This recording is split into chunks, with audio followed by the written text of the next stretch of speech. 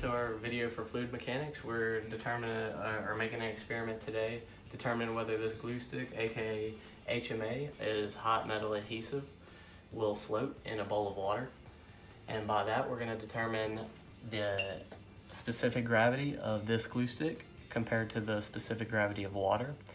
And after that, we'll determine if it floats, the specific gravity of water will be higher than the specific gravity of this glue stick.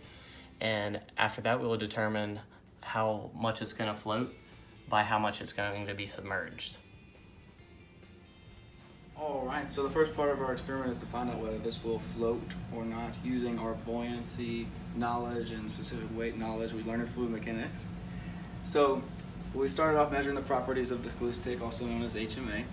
So our mass ended up being this number right here.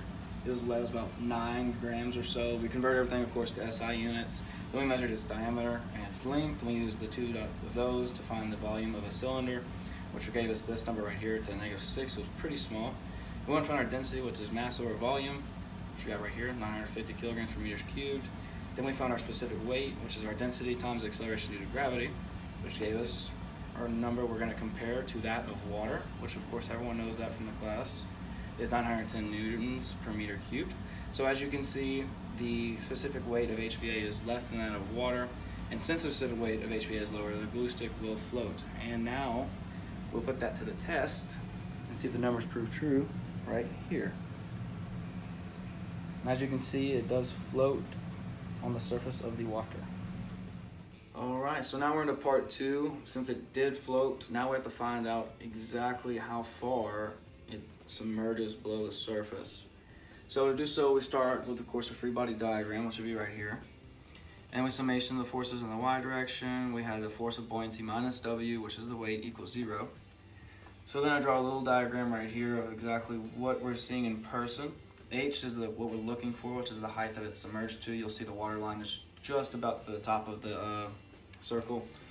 And we have our coordinates right here, of course. They're in line. The X is at the bottom of the circle of the cross-sectional area, then our height, which was our diameter, is right here, our total. So then we go on to find W and F of B. W is equal to mass times gravity, which we had mass, and of course we know the acceleration due to gravity, so we found this number right here. And from there, the force of buoyancy is a little interesting. We had the gamma of water times the volume submerged. But the volume submerged of a cylinder is a little different. It's this formula right here. It's quite long, a little tedious to work with, but we made it work. So everybody knows that we got the gamma of water, 9,810 newtons per meters cubed, and this is the values we plugged in. We have our length, we have our radius, and then we are trying to solve for H in this formula right here. So we'll put the two together. We have our FB, which is this right here. It's very long, 9810, all of these brackets. And I ran out of room, but it's equal to our W, which is right here. And then solving for H in a computer program, H is equal to 0.00993 meters, which is about 9.9 millimeters, so it's very small difference. So here's our summation right here. The HMA submerges about 9.93 millimeters below the surface of the water, which is about 90% of the total height of the cross-sectional area. So there it's nearly fully submerged in the water.